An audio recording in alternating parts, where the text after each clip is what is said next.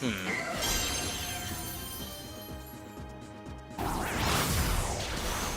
Yeah, we have to critical hit here. We have to critical hit.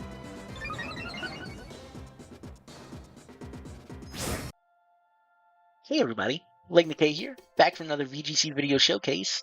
Today is a special video as today we are not only showcasing the team that took to the San Antonio VGC Regionals and made day 2, but we're doing a total team and event breakdown. This team relies heavily on its natural bulk being supplemented by Grimmsnarl screens with an overall war of attrition. Being said, this team still does pack a punch with solid coverage for offense. Starting off, we're going to go with ETERNATUS, which is a restricted I've been using since the beginning of Regulation G of last year. Its immense bulk with 140 base HP, 95 in both defenses, and a solid Poison Dragon typing allows this Pokemon to handle most of the meta threats, especially in the Fire, Water, and Grass cores. Terra Dark allows ETERNATUS to prevent itself from being hit by Prankster moves as well, as solid coverage options against both Calyrex Rider and Ice Rider. Cosmic Power is going to allow us to, further take advantage of this Pokemon's bulk and allows further power point stall, which is beneficial thanks to the pressure ability this thing has. And it is the case that the most restricted powerful Pokemon, like their most powerful moves, are, only at most 8 PP at most. We're talking about Astral Barrage, Glacial Lance, and all that. Recover pairs also very handily with this, and helps with the survivability. To further enhance this, ETERNATUS was also given leftovers, and for offense, I decided to go with Flamethrower and Sludge Bomb as it allowed coverage against almost every single Pokemon bar the Rogue Heatran. Flamethrower is great into Zamazenta with its rare burn chance, and Sludge Bomb is a phenomenal stat move with ETERNATUS' natural 145 special attack that even with zero investment, this Pokemon is able to 3-hit KO most threats at the worst case scenario. ETERNATUS also has a natural uninvested speed of 150, allowing us to fire off attacks before even Adamant Urshifu and other slower threats. ETERNATUS was my ultimate choice of restricted for the San Antonio Regional as it was a massive bulk ward and its answers into most threats allowed some extra comfort into having a non-frail restricted as the ability to force my opponents into doubling into it as the other Pokemon on the team were able to rack up KOs unless the opponent wanted to risk ETERNATUS getting as many Cosmic Powers off as I could. ETERNATUS also has the unfair advantage of being picked as it's personally my favorite Pokemon. My next Pokemon I selected to use for this regional was RHYDON. RHYDON is a very niche pick that was actually genuinely shocked by a total of 2 made it into the day 2 of San Antonio. RHYDON boasts several advantages over its evolution because Rhyperior's only got like a base 10 increase of every single stat, whereas RHYDON has access to Eviolite and is still very impressive 130 attack. RHYDON's natural bulk as well as its Eviolite and access to Terra Fairy allowed it to shrug off extremely powerful moves such as Surging Strike in close combat from Urshifu, Collision Course Flare Blitz from Koraidon, and Dazzling Gleam, Draco Meteor, and Electro Drift from Miraidon.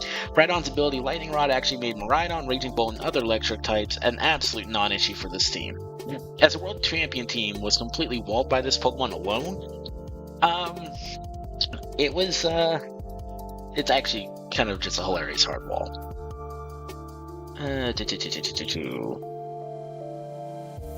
RHYDON's offensive EVs allowed this Pokemon to apply Oko pressure from Miraidon outside of Terra as well as Oko's on Koraidon with high horsepower and Terra Blast, further forcing opposing Koraidons into a 50-50 decision of terrestrializing into fire.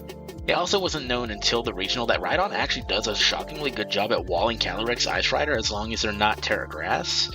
And Rock Slide makes a great all-round spread move to help soften opposing Pokemon break sashes. During the event, RHYDON was actually probably the most valuable Pokemon in the lineup since it was very, very bulky. Its ability to pressure opposing Pokemon into terrors that they wouldn't normally use, and as well as its attack just hammering down on valuable KOs. Third up is Grimmsnarl. Grimmsnarl is by far the best damage-suppressing Pokemon in this meta with Prankster screens as well as its ability to be immune to other Prankster Pokemon with its dark typing. Grimmsnarl also further lowered the opposing Pokemon special attacks with Spirit Break, being a solid offensive move as well. Grimmsnarl was also given Thunder Wave to help lower speeds, that this team did lack any kind of speed control. Otherwise, it was well added. It was one of the second Pokemon added to this team, like in the initial build, and it added the chances of making the opponent not move at all with the Thunder Wave. Not much else can be really said about this Pokemon, not for its lack of accomplishments or anything, but because it was brought to pretty much every single match. But it is a fairly standard set. The fourth Pokemon that I brought was Amoonguss. Amoonguss was my second support Pokemon, as I believe in a 2-2-2 structure and team building, being 2 special attackers, 2 physical attackers, and 2 support mons. Amoonguss was built specifically to survive a 252 Adamant Glacial Lance from Calyrex and fire back with a Spore. With Reflect Up, it was even able to live a +1. Amoonguss also was given the Rocky Helmet to further harass physical attackers such as Rapid Strike Urshifu, Rillaboom on Switch-ins, Zamazenta, and others. Amoonguss was also given Rage Powder as a redirection to further help with the helmet use. Fallen Pulp was used to heal allies from a slower point, especially ETERNATUS, which is, usually faster. He was also able to fire off attacks and also get the recovery. Amoonguss was also, applied pressure in the Trick Room users, as well as setup mons with Clear Smog, Spore. I also gave it Terra Water to survive further Glacial Lances, Flying Type moves, and problematic encounters, but honestly, I think in retrospect, I think Dark may have been maybe a little bit better. But that's neither here nor there. The fifth Pokemon I chose to use is a pretty rarely seen Pokemon, and that is Glastrier. Glastrier is a Pokemon most commonly associated with Calyrex Ice Rider. However, Glastrier itself boasts still an insane 100 base HP, 145 attack, 130 defense, and 110 special defense. Glastrier gave us much needed ice coverage as well as a supplementary ground coverage. Taunt was also used on Glastrier despite being a slower Pokemon, solely for the fact being is it was used to disrupt Trick Room and opposing Amoonguss. The speed also given to Glastrier was be paired with Thunder Wave from Grimmsnarl, allowed Icicle Crash to Parafledge combos. Glastrier was also given or picked primarily as a Groudon counter, as its high power Icicle Crash allowed us to hit over 70% damage with high horsepower, also being used as a Terra counter. Its heavy weight of 1,763 pounds allowed the Heat Crash to literally do next to nothing to us, especially with Reflect even in the sun. Glacier's Clear Amulet also allowed us to freely attack without the risk of parting shots and Intimidates. And honestly, in my opinion, Glastrier might actually be better than Calyrex, solely for the fact being is it doesn't take up a restricted slot and it does almost as well. Now, being said, you got Glacial Lance and then you also got a single target, so you're also not being walled by a Pelican. The final mon that we picked was Galarian Moltres. This Black Glasses variant is almost the exact same as the same Moltres that, are seen on Smogon and everything. However, I decided to forego Tailwind in favor of Protect for added longevity, and the main reason is Moltres was the Calyrex counter for both Shadow Rider and Ice Rider. At +1, Ice Rider would almost always be taken out by a Terra Dark Foul Play. Another reason Moltres was given a solid Dark and Flying coverage without being overly weak to fighting moves itself and solid Bulk. Moltres also really did pair very well into the Thunder Wave Parafledge combos with access to Fiery Wrath and Air Slash. Now, being said, this team does have its own fair share of issues, and I'm not gonna hold you. There are a couple things Kyogre is a pretty annoying. It's a pretty annoying comp.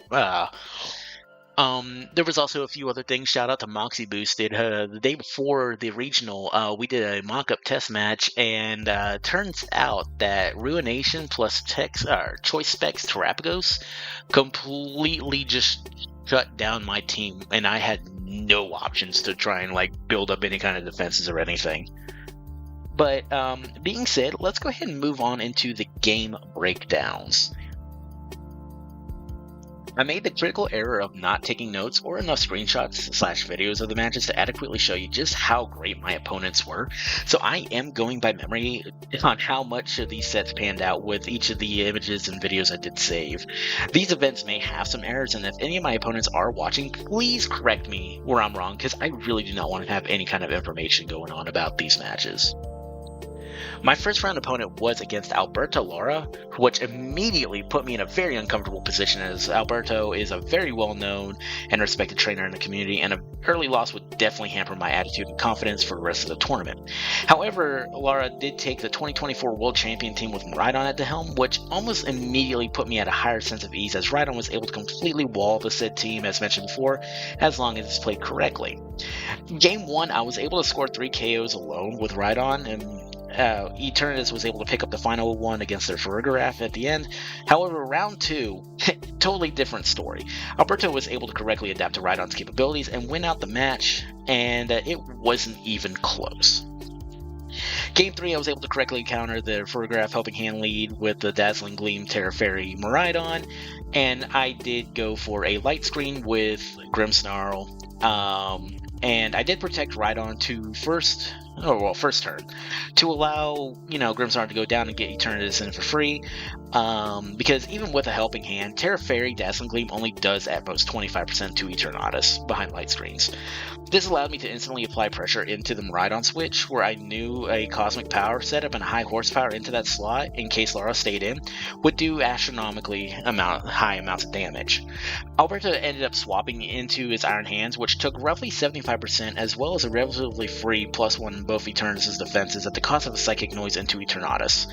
The game quickly snowballed into my favor, as Iron Hands was slower than my RHYDON, and I was able to continue setting up Cosmic Power, knowing that my opponent would have to make the choice of either fire off a Draco Meteor and be able to touch RHYDON, or free attack with Dazzling Gleam, allowing us to secure round 1.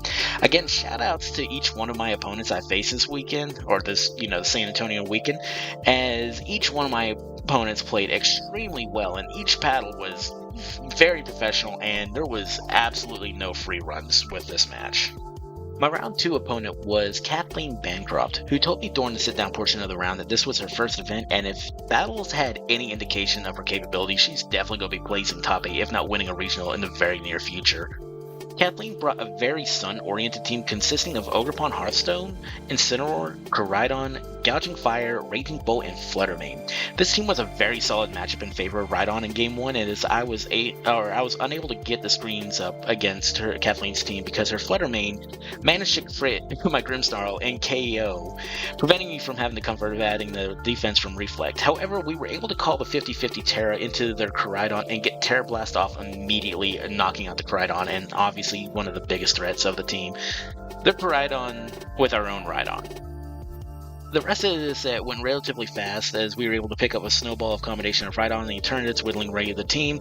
Game 2, Kathleen adapted perfectly and got us to lose the 50-50 Terra Call, as well as being able to getting another critical hit onto our Grimmsnarl, denying us Reflect yet again. However, RHYDON's bulk, we were able to shrug off a Flare Blitz from Koraidon, and we were once again able to gradually snowball match 2 in our favor, this time taking significantly longer to adapt, because it was just a very, very, very rough matchup afterwards, but we still pulled it off. Round 3 was against Thomas Irwin, which probably was our longest running set, and both Game 1 and 2 went to timer, as they brought pretty much a very bulky and tanky team consisting of Terapagos, Heatran, Screamtail, Ogerpon Cornerstone, Incineroar, and Rillaboom. This team was incredibly hard to counter, as I was unable to safely set up Eternatus thanks to the Sable Encore combo from the Screamtail, as well as the inability to Terra thanks to Terapagos. Game 1 ultimately went in my favor of the Your Time mechanic, and Game 2, Thomas actually must have had a few seconds more than I did, since I had the higher amount of HP on his Heatran. Game 3, however, by some sort of plot armor luck, Eternatus was able to both poison his Terapagos as well as his Incineroar pretty much with the first 2 fire-offs. And at one point in the match, Thomas did bring his Screamtail in to his Incineroar slot as I targeted it into a Sludge Bomb, nailing a critical hit and OHKOing it instantly. So my extreme amount of luck would not end there afterwards, as it was down to my Eternatus and Galarian Moltres versus his Heatran and Incineroar, and with the poison timer on his Incineroar, I had seen no reason to target it, and instead of focusing on getting Cosmic Powers up and firing off a Fiery Wrath, and as luck would have it, my Moltres not only managed to get a critical hit on the Thomas's Heatran, as well as getting the flinch, sealing and cementing Game 3 into our favor. Again, I do apologize about that, because I hate when, hacks go into my favor, so, I do feel bad, but I did not want to go to timer. I'm so glad that we didn't. Our fourth round, I cannot read, was probably my absolute favorite, as we had matched up into Jake Neal, who was likewise running an Eternatus as well. The main difference is, whereas I'm running a Cosmic Power bulky variant, Jake decided to run a full hyper offensive with Power Herb, and this was a terrifying matchup, because even outside of his own Eternatus, we still had to deal with a Tornadus, a Chi-Yu, Farigiraf, Fluttermane, and Urshifu. With Fluttermane and Torn having Taunt, it made setup next to impossible against Jake's team. Unfortunately, this is where my memory starts to get a little bit hazy, hazy from the battles and becomes a little less reliable to recall. However, I do remember Game 1 swapping in Amoonguss to potentially tank a Dynamax cannon into Eternus, only to get my Amoonguss just wiped off the face of the planet by a critical hit Meteor Beam, and honestly, it was absolutely horrifying. But RHYDON was able to score a KO into the Eternatus with high horsepower. RHYDON was literally the hard carry into this matchup, as it was able to shrug off everything Jake had to throw at me, and was able to get the much needed KOs back. This set ultimately went 3 rounds, and we ended up winning in the end. Again, I do apologize that it's going to get a little bit shaky from here on out, but this is, again, my issue of not doing notes, and next event I go to, I'm definitely doing that and taking more screenshots. Round 5 is where our luck took a turn for the worst, actually. Our opponent was Diego Aguirre, and again, if I do mispronounce anybody's name, I do apologize. I'm terrible at pronouncing names. And before we continue on with this, huge shoutouts to Diego for making it top 16, though. Diego brought a powerful team of Zamazenta, Fluttermane, Amoonguss, Chien-Pao, Chi-Yu, and Raging Bolt. In Game 1, admittedly, it was pretty easy for us as we were able to rack up damage too quickly for Diego to pull back from. But Game 2, they adapted spectacularly and got us the game. Or got them the game. I'm so sorry. It was just a really rough matchup for us. And in Game 3, that's where things actually get a little bit messy. Admittedly, I was in full control of the board with Eternatus being at +5 in both defenses and RHYDON still on the field. His aim was at less than 30 HP and a very wounded Fluttermane, and I'm going to assume that there was a Chi-Yu in the back. It was still very much in our favor. However, it was mine for the taking until the player next to us got upset at third game, slammed the table, and disconnected our match. And, like, before I say anything, I'm not saying anybody's name because I get it. Human emotions get the absolute best of us, and I'm not going to just, throw them under the bus. I get it 100%. 1000%. The judge ended up ruling that we had to replay the third game like nothing happened, which, that's entirely fair, and we managed to recover the board state into almost point for point. However, at this point, it was only Diego's Fluttermane and Chi-Yu versus a +6 Eternatus. I was fully bulked out. There was no way. And despite it being very much in my favor, the turn before Chi-Yu went down to poison, I got critically hit from their Fluttermane Shadow Ball, which wouldn't have been too much because it only did about 54% damage.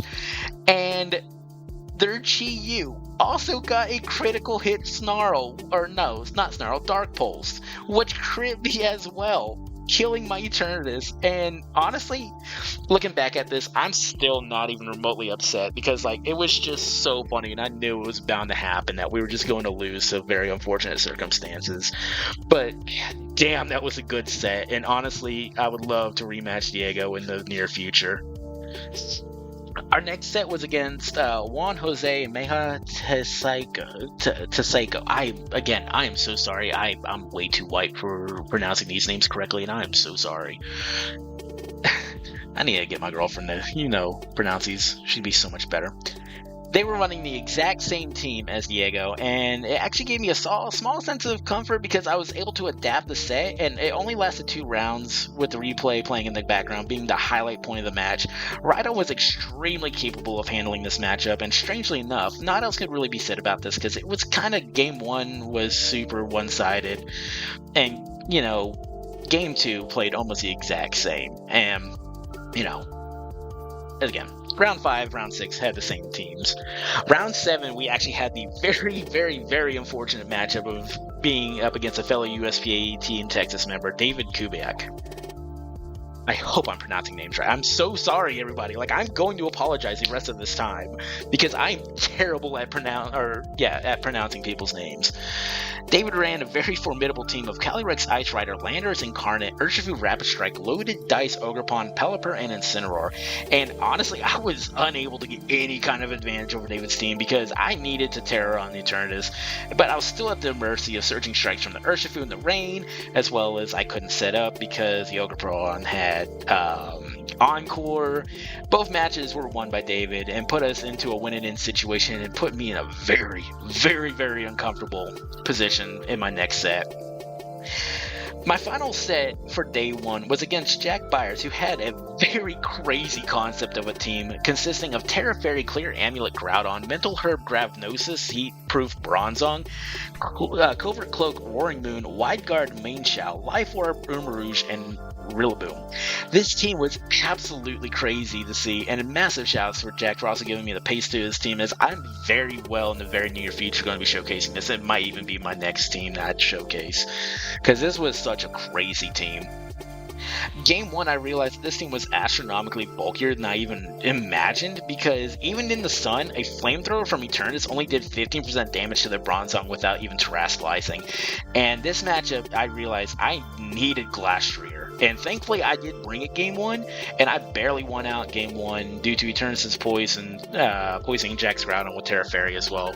And RHYDON was able to deal away with the Bronzong after many, many turns of Trick Room and Gravity being over.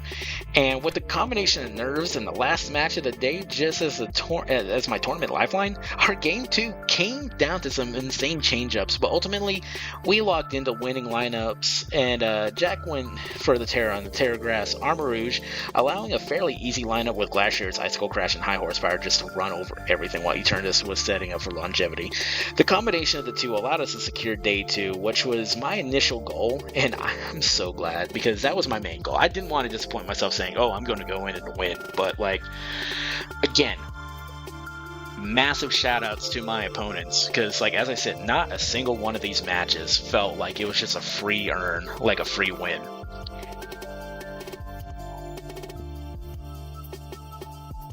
Day 2 started off incredibly rough as we were paired off against Dongomyu, who ran an insanely difficult to break Wo-Chien and Kyogre that I just could not beat it. Terra Poison Wo-Chien with Ruination and Leech Seed just shut down any chance I had at either winning the game 1 or 2, and effectively ended our chance at top 16. And honestly though, it was a fantastic team to lose to. It was just absolutely horrifying. I could not crack this thing. Like, oh my gosh, I still have nightmares on this thing. However, our second match of day 2 was against Iram Espinosa, who nearly the same team as David from the previous day, with the exception of Cornerstone Ogerpon instead of the Teal Mask variant. And our game went about as flawless and perfectly as I could play it. Eternatus managed to get a foothold early on and tank all of Iram's attacks, giving us, the win for game 1. Game 2, however, Iram very expertly adapted into the matchup and was able to put a tough bind on Eternatus, setting up with the lead of Calyrex and Raging Bolt. And I made the unfortunate mistake of game 2 of not bringing RHYDON with the expectation that there wasn't going to be any Bolt usage. And that ended up being our downfall, as we could not comfortably handle the matchup. And game 3, we adapted in hopes of being able to effectively counter the Raging Bolt that Iram was going to bring. And yeah, we were right. Game 1, excuse me, game 3. Jesus, I cannot speak. I am so sorry. Yeah, game 3, Iram actually brought the Raging Bolt lead as well, and good lord. It was a free turn, as Bolt really couldn't do anything to us, and Grimmsnarl was able to get a Reflect up. But I did not expect a double swap into Urshifu and Ogerpon, and into the next turn I was actually hit with an onslaught of Surging Strikes and Ivy Cudgel, leaving us at 1 HP on RHYDON's end, as seen in the video behind us, because oh my god, it was an absolutely dire situation, as RHYDON was paramount for beating this team, especially the Raging Bull. Urshifu went down to a critical Spirit Break, and this led to an emergency swap into Eternatus, as they brought in Raging Bolt back out in order to try and set up some defensive pivots, and in the event RHYDON went down, I needed a little bit of Bolt. I made the decision to swap RHYDON out into Amoonguss in order to try and fancy footwork some HP recovery with Pollen Puff. However, Amoonguss was the victim of another critical hit from the Ivy Cudgel and a Dragon Pulse from the Raging Bolt. Fair play, however, with luck, Eternatus' Sludge Bomb got yet another poison, shutting down the Ogerpon. And this led us to a do-or-die moment with Calyrex and Raging Bolt versus Eternatus, RHYDON, and Grimmsnarl. RHYDON was slower than their Calyrex, so unless we were able to play them into a Trick Room, we had absolutely no option of winning. But as luck would have it, Iran figured that it would be best to do a Trick Room, and with Trick Room up and Eternatus and Grimsnarl out, we were able to whittle away the Calorexes. It was the ultimate threat, and once Calyrex was gone, it was curtains, and I was able to handle the remaining Game 3 and scored us the win. That was genuinely a terrifying match, especially with, going down to 1 HP. And our final round, however, was against Kimo Nishimura, which is an insanely good trainer. And they had Calm Mind Kyogre, Roaring Moon, Urshifu, Clear Smogamungus, Incineroar, and Rillaboom. And again, it was just something I could not, comfortably counter, because even if I wanted to, I just could not set up because of the Clear Smogamungus. And honestly, it really made me realize that if I planned on doing anything further with this team, Rillaboom is an absolute must on our team for Kyogre. And yeah, a little bit of spoiler alerts. Replaced Galarian Moltres with Rillaboom on the team for the GC, and it did surprisingly well. Did pretty good. So I actually wrote these before the GC, so yeah, I've just been super busy.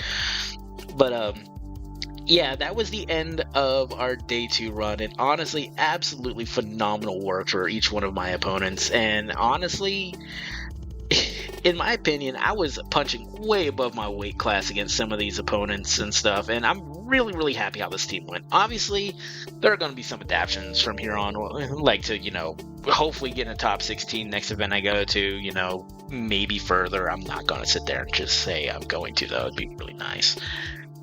But without further ado, let's go ahead and get into some battles. And also, if you did watch this and if you guys did enjoy, I gotta kind of plug it, don't forget to like and subscribe for more VGC content and all that. I don't know how often I'm going to be doing more of these long-form scripted videos. This part here is just completely unscripted. It is very taxing and mentally oh my god, I don't know how some of y'all do this. It is insane. But again, I just want to say thank you to absolutely everybody who watches these videos. Y'all are phenomenal. Also, again, shout out to Moxie Boosted, who actually is going to be, I think he's covering my video very shortly. If not, it's going to be up about the same time this video is. But, I just want to shout him out and specifically because him and MJ, his editor, were some of the coolest people I have ever hung out with at a tournament and stuff. And honestly, it's really cool to see that, even off the cameras and everything, Moxie is just genuinely a great down-to-earth individual. But, without being said, I know, I said earlier, let's get into some battles. Let's go ahead and do that. Alright, so this is actually, a very similar team to what Diego ran. Bar the Amoongus. Wait. Yeah. I don't remember now. Oh my gosh. So this is actually a pretty interesting lineup for us. We are going to have, as weird as it seems... Actually, hang on. We're going to have Amoongus, obviously, because we can have, sport coverage is always great. I think we might actually go RHYDON.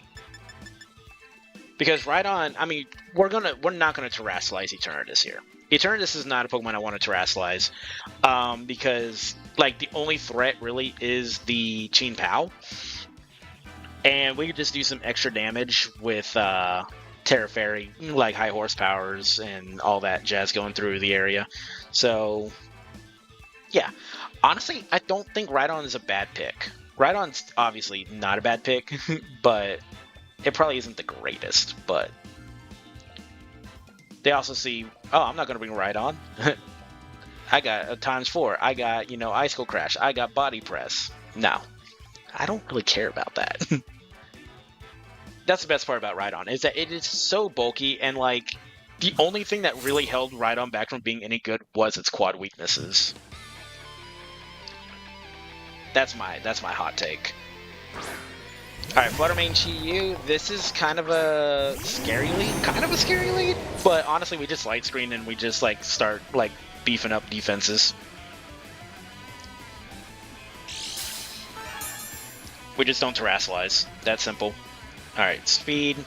We might get Icy Wind or Thunder Wave here, but again, this isn't something that we can't handle. They might just start Snarl spamming too. Like Thunderwave Snarl spam is a definite possibility.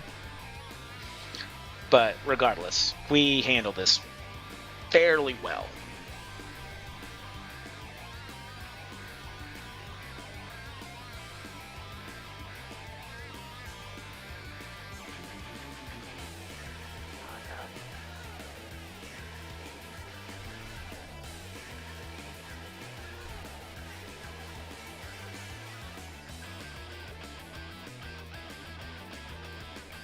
Alright, so we get the light screen up, obviously, because Prankster is a great ability for that. Icy Wind... Okay, Icy Wind's actually kind of a non-issue. Icy Wind's kind of a non-issue. Because we're playing the War of Attrition. Alright, so there's the Snarl spam doing next to nothing, so... I'm thinking it's probably going to be a... probably a Sash variant. Because it didn't do much and it was slow. So there is a significant chance that we might get taunted here, so I'm actually going to go Sludge Bomb into the Fluttermane, and I'm going to Spirit Break the Fluttermane. I want to double into the Fluttermane solely for the fact being is that Fluttermane can get a little annoying. Okay, so it's actually just going to Moonblast, but that's fine. Yeah. Doing next to nothing. Yeah, sure, we're doing significantly less damage than I would like to be doing, but I'm fine with this, like, output here. Okay, your special attack is dropped. We're just gonna go ahead and Cosmic Power again. And then we're gonna Reflect. And the reason we're going to Reflect here is because Grimmsnarl goes down 100%. And I'd rather have the defensive boosts before it's too late.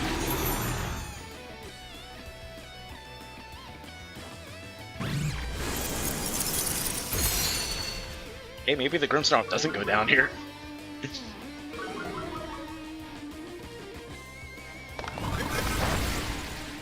Yeah, Grimmsnarl just does not want to go down. I appreciate you.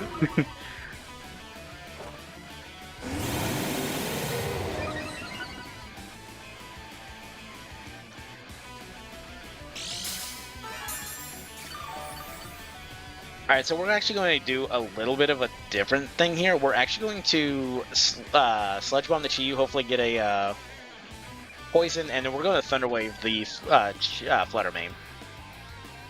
Because I'd rather cut its speed, even though everything else that we have is like super slow. I also like the idea of just it not being able to attack 30% of the time. I'll take those odds.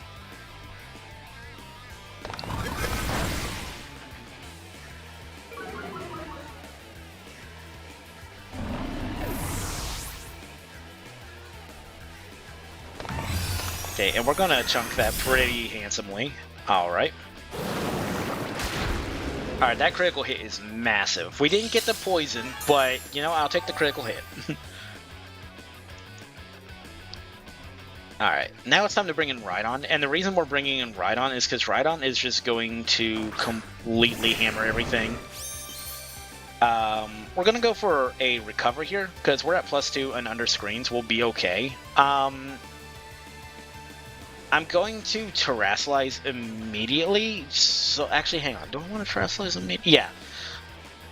Let's not Terrasilize, because yeah, an Icy Wind's going to be obnoxious, but I'd rather take very little damage from a potential fire move. But it looks like it's probably, like, just locked in. So, unfortunately, RHYDON did take some unnecessary damage.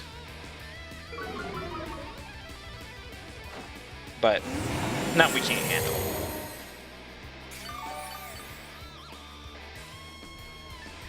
Okay.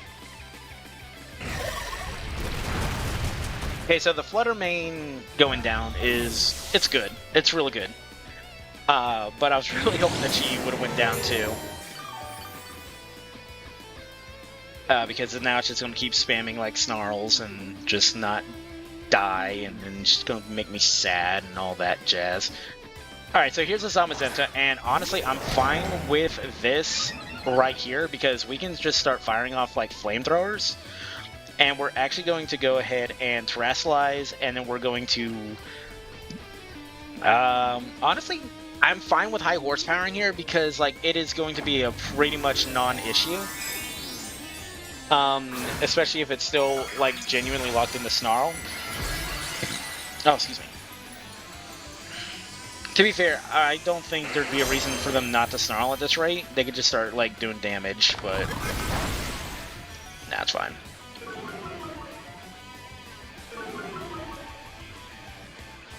Alright, the body press is going to do next to nothing, which is huge. If we can get a huge burn here, this would be great, but honestly, I'm not holding my breath.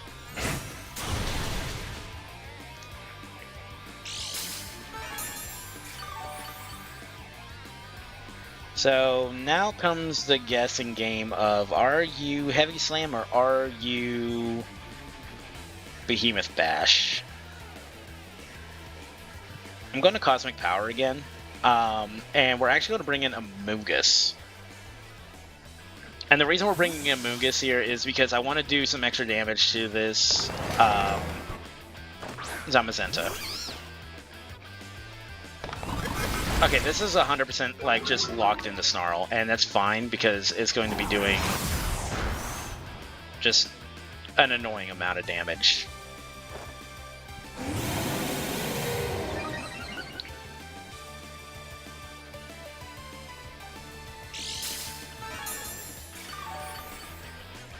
Okay, so one thing we could do here is 100% we can go ahead and Sludge Bomb the Chi-Yu slot. And I'm actually going to Spore the Zamazenta, and not because Zamazenta is so much of a threat. It is more the fact that I'd rather like shut it down while Chi Pao comes in, which obviously is happening. Because, I mean, Body Press and everything is not going to do anything. Icicle Crash is going to be a little annoying. But I think we can handle that because we are under Reflect still, right?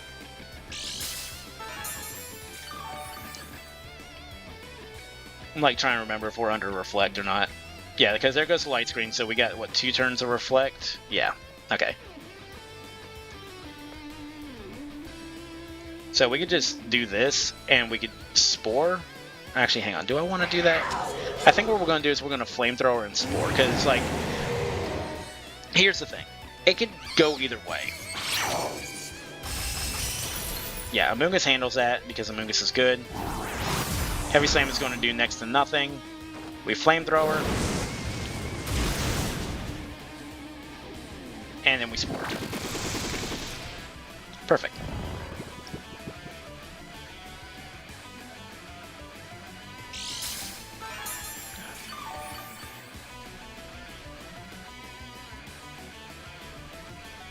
So I'm going to Sludge Bomb the Chi Pao here, and we're actually going to go ahead and,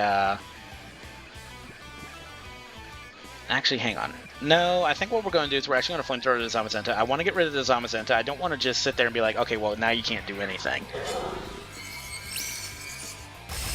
Amoonguss does go down, obviously, but honestly, Amoonguss did what Amoonguss needed to do. It survived, and it put it to sleep, so...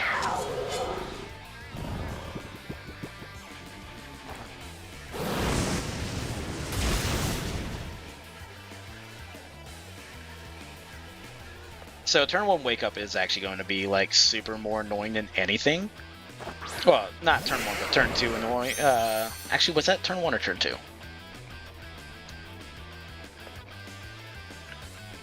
Honestly, I'm willing to risk this. I'm willing to risk this. And, you know, if it comes back to bite me, you know, that's just how this game is. But if not, well, we can do this.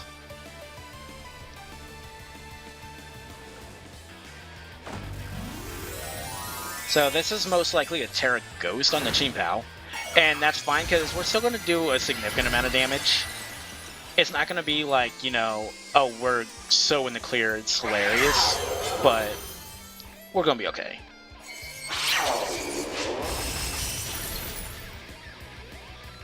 Okay, Zom's still asleep. As long as we don't get the The flinch, we're okay.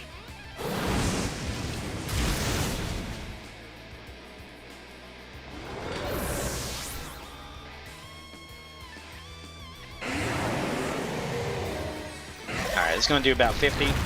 Okay, a little bit more, but honestly, good deal.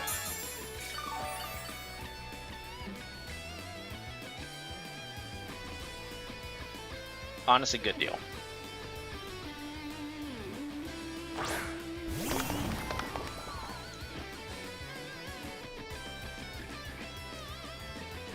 Alright, let's go ahead and Sludge Bomb the Chi-Yu.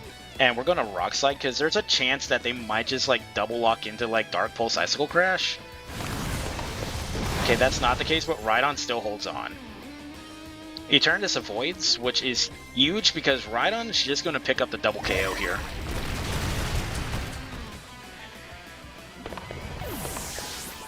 Like, I know it was definitely one of those things, it's like, why are you bringing RHYDON to this matchup? But, like, RHYDON's actually a shockingly good mon into this matchup. Especially when my opponent doesn't know what is going on. So, that's something definitely to keep in mind. I'm trying to think what we could have done better. I guess in an open team sheet, knowing that they didn't have taunt, you could just really start setting up a little bit more. Even though at +2, +3, Icicle Crash was doing next to nothing on Eternatus. Also, it would be better to be a little bit more mindful of just where all these moves are going and everything, and got to be a little bit more mindful that, you know, yes, they could have woken up a little turn early and then, you know, just been an absolute problem. That could have blown everything out of the water. And just, there's so many variables that could have happened, but, like, I think for all things considered, we did play correctly. But, alright, so let's go ahead and get into the next match, and I'll see you guys over there. Alright, so, pretty much same team again. I don't know how I feel about this, because, like, on one hand, yes, I would love to sit there and just, like, you know, run the same team again, but I would like to have a little bit more diversity of, like, what I'm showcasing, so we're at a little bit of an impasse here, but honestly, we're just going to run the same thing. We're just going to run it back. It's a little bit of a shame that, you know, it's going to be, okay, it's the same thing as last match, and, you know, I don't want to see this again. I get it. Excuse me. So, mildly annoying, but I think it's going to be fine.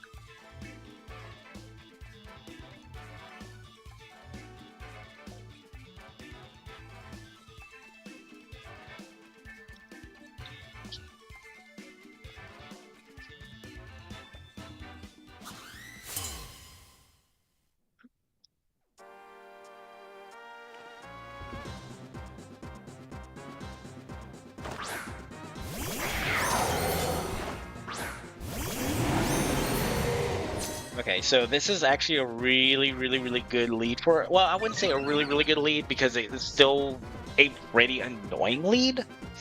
But we could just Cosmic Power and then we can just Reflect. Because at this point we're just going to try and rack up as much defense as possible.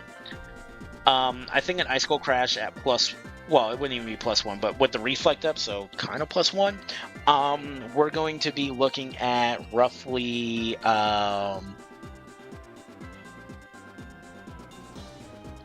to think, roughly about 40% damage. Roughly 40% damage from an Icicle Crash. Okay, so it's Ice Spinner, which is going to do a lot less damage.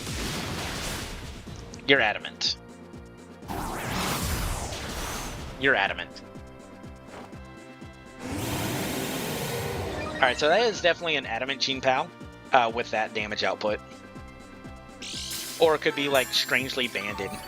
I don't know. But being said, I think we're going to set up the light screen again and then we're going to recover. And the reason we're recovering is because I want to play this safely. Because I don't want to just go gung-ho, just like right into everything and just lose it all. And Heavy Slam is going to be mildly annoying, but I don't think that's something we can't handle. This next Ice Spinner is going to do absolutely nothing because I actually swap, which is huge. Huge. huge, huge, huge, huge. Alright, Amoonguss, that's gonna suck. I'm not a fan of the Amoonguss here.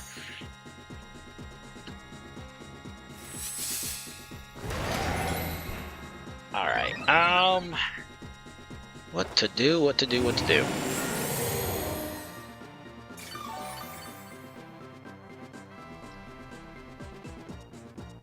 Alright, this is probably the riskiest, like, most ridiculous option that we could do here.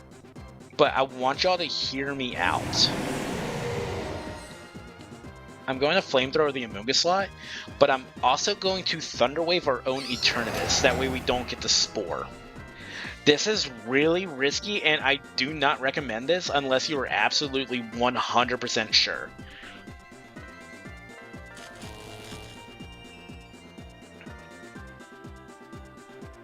Okay, the Iron defense is not going to be that big of an issue, solely for the fact being is, okay, yeah, you get all these boosts and stuff, but as long as this thing can't put us to sleep... Oh, that's... Okay. See, that's why I was saying don't do it unless you're 100% positive. Don't do that unless you're 100% positive. Unfortunately, we were not. And it came back to bite us. And that's fine. Because, yeah, that's fine. We got the screens up. Yeah, it's going to do a little bit of damage. I wouldn't say a little bit of damage. It's still a significant amount of damage. But this should put us in the KO range here. Alright, and Rocky Helmet. That's good to know.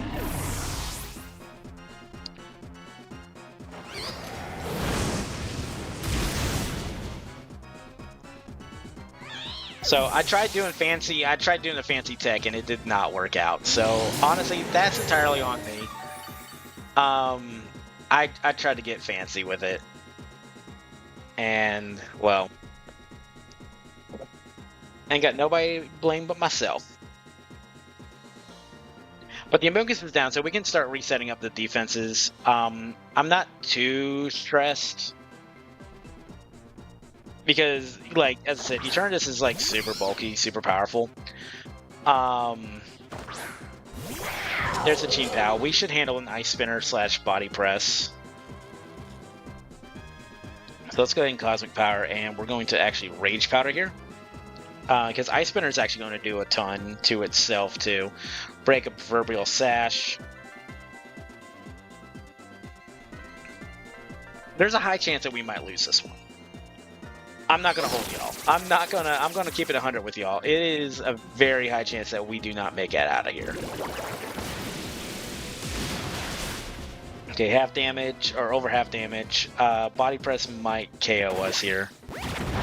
Yeah, that's fine. But it's still extra damage on their ends. So, not the worst situation to be in. Our own hubris, though. That's where it's getting us. You know, as I said, I have nobody to blame but myself on that one. And, yeah, don't do that. Don't do that, folks. Alright, now it's time to Terra Blast, and we're actually going to... Yeah, we're actually going to Terra Blast here. Because, there's going to be an icicle, like an Ice Spinner here. And we should comfortably handle a Body Press because we got the screens up, even though it is at +5. RHYDON is super bulky. RHYDON's super bulky, so we should be able to handle this.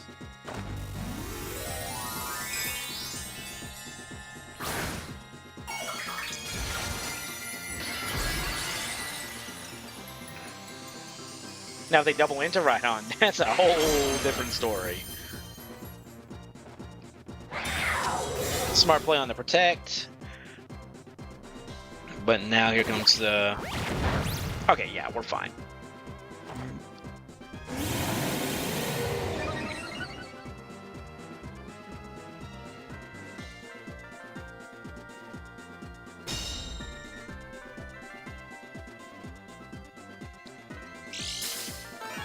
Alright, +1. we should be able to handle ice spinners a little bit easier. I'm going to flamethrower, and we're going to protect the RHYDON.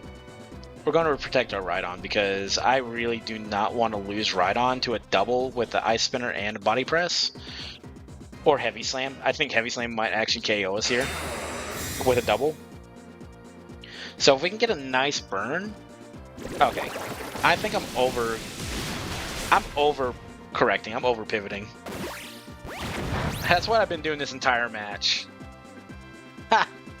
Yeah, that's what we've been doing this entire match, is just over predicting and just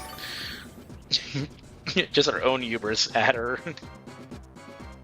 Alright, well, rep ETERNATUS. We're gonna... Oh, I don't want to protect again. That's just silly. That's asking for trouble.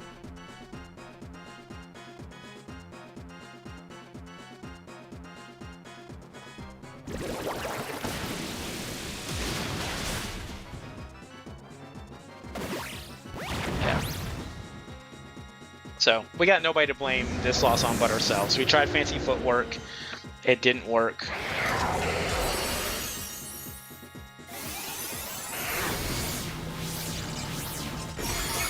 And we just have to respect this outcome. If this is Raging Bolt in the back, though, I think we might have a slight chance of survival.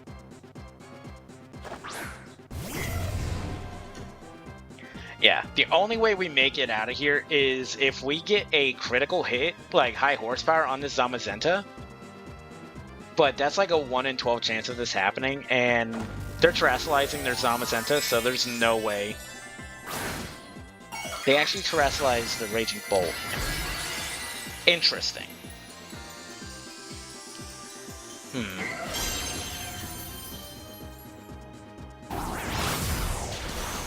Yeah, we have to critical hit here.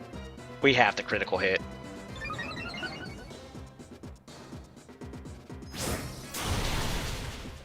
What? That's scripted. This is so scripted. This has to be scripted, bro. There's no way.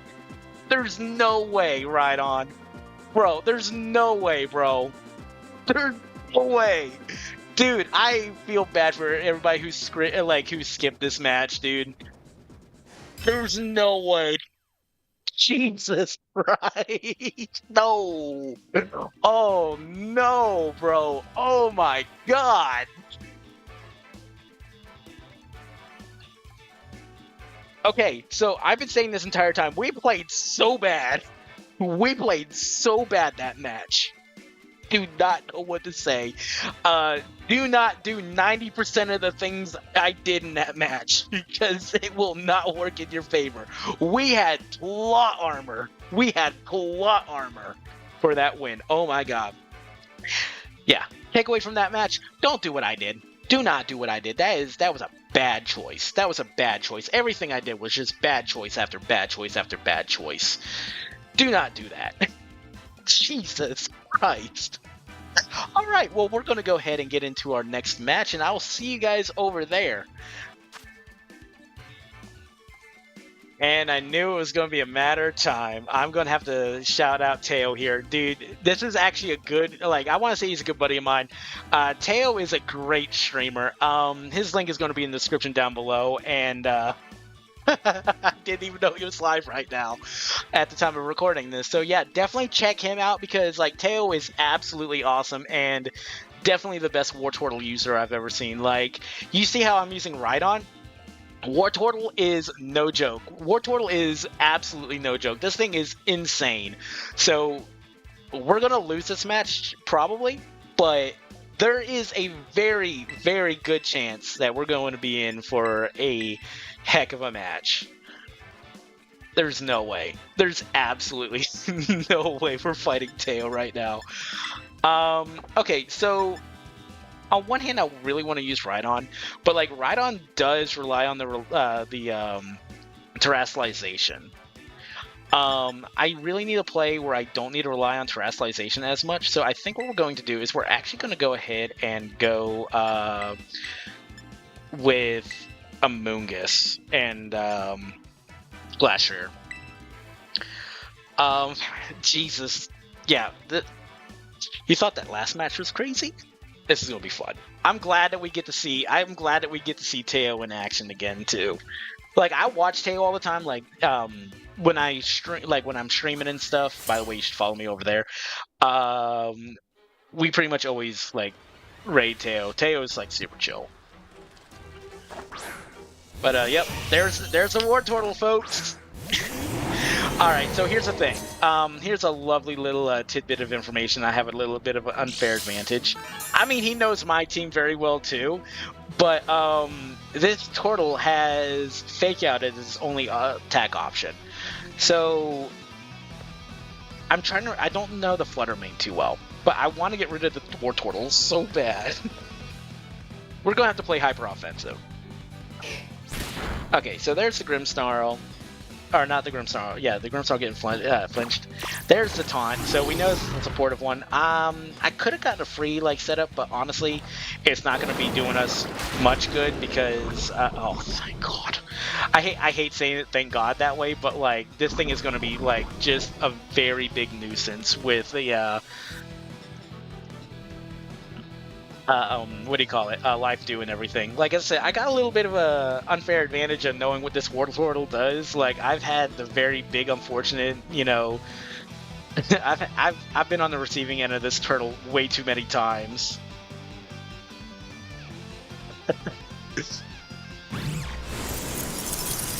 Alright, so yeah, here comes a yawn. This is a massive yawn, and I'm not a fan. Or no, it's going to be Life Do. There's no way it's not Life Do at this point. Oh, they actually go for a yawn. Cool. So that's huge because now we have to swap, but hopefully we KO the turtle. Good. It puts way too much pressure. Like, I know I feel like a jerk right now, but I know that this thing is a absolute monster to deal with. But I can't even like say we can start setting up safely because, well, we have to swap for starters. The Terapagos, I don't know what I don't remember the Terapagos, but I think it's time to bring in a Mungus. And I'm gonna start Spirit Breaking. Because we are going to have to start, like, you know, playing, like, offense. I mean, we've been playing offensive, but, like, we have to really start worrying about what is what.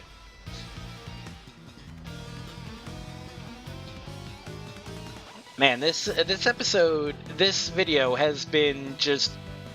What in God's name is going on here? Now, we could not safely do that. Like, in good conscience, keep ETERNATUS out. It's just going to go to sleep, and that's 1 to 3 turns of just not being able to do a single thing. I don't remember his Terapagos set. I do not remember his Terapagos set at all. I don't remember if he's running specs or leftovers or covert cloak, which is good because this is CTS. We're not supposed to know these things. Like, at all. We're not supposed to know any of this.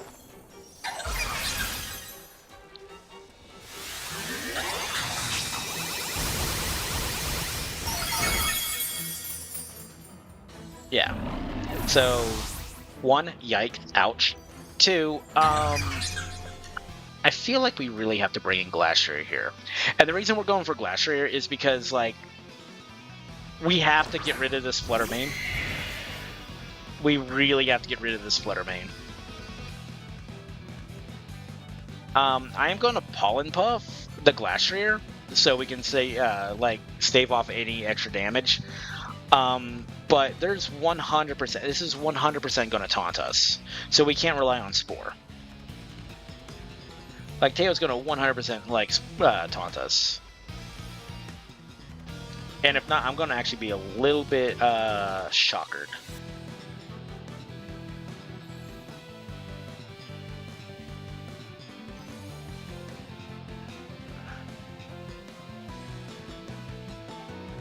Alright, yeah, so there's the taunt.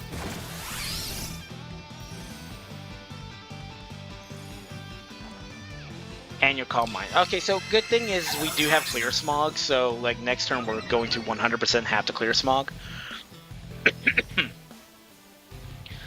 That Icicle Crash miss is huge.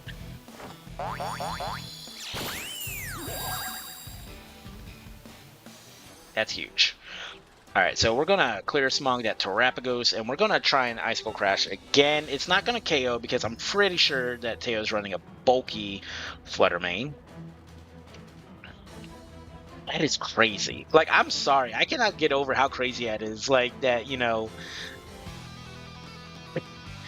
Another Gen 1 Pokemon that, like, nobody knows about that is just, like, insanely good. Like, odds are really small.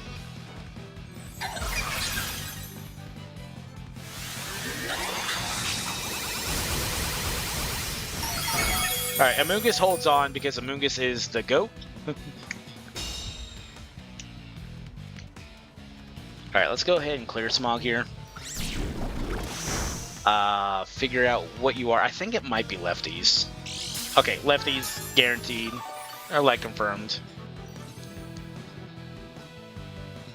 That's not a good feeling. As I said, there was a very high chance that we were going to lose to this match. And I'm fine with that, especially after the last match.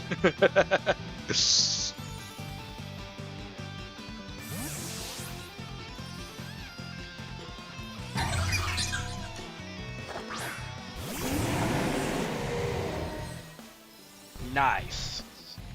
And somebody just followed me. Somebody just followed me on. I'm not even live streaming right now. Oh, that's so funny. That's so funny.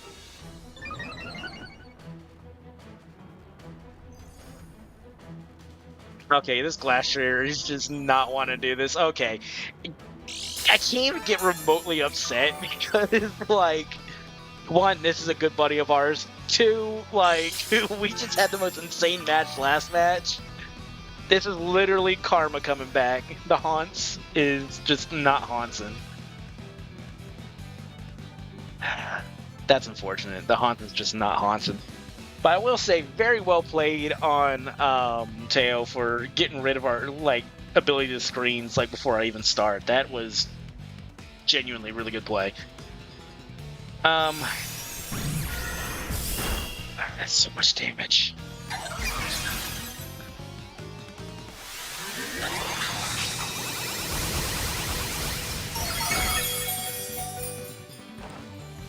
Yeah, no, we lose this 100% out of, like, 100, yeah, blah, blah.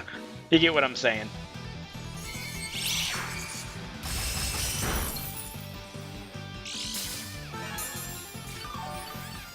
Yeah, we just could not pull back here, and I respect it. I respect it so much. GG's, bro. GG's. Crit did not matter. Crit did not matter. I'm gonna go into his chat right afterwards and say crit mattered, but, like, we all know that was not the case. Oh, man. Yeah, there was nothing we could do. I think our problem was that we focused too much on the turtle. We focused too much on the turtle. Alright, so... yeah. This is just a really good team. For, you know... our kind of matchup. Honestly, there's nothing we can do here. So... I could forfeit, but I'm not that kind of trainer. What we could do, I could say this right now, is not focus so much on that turtle. We probably could have gotten away with, like, Terra ghosting, because that would have been our best option of Terra. That's the only thing I could think of. Like, that was the only way that we could have gotten away with this, most likely. But, yeah, GG's to our opponent.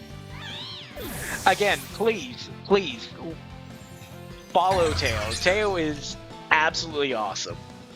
Like, dude's absolutely a genuine guy. But anyways, I think that's where we're going to wrap up today. Thank you all for watching this, like, special video. And if you guys did enjoy, don't forget to leave a like down below. If you guys haven't already, hit that subscribe button. Turn those notifications on, all that jazz. We're going to get out of here, and I'll see you guys in the next video. But until then, y'all take it easy, y'all be safe, and I'll see you guys next time. Bye!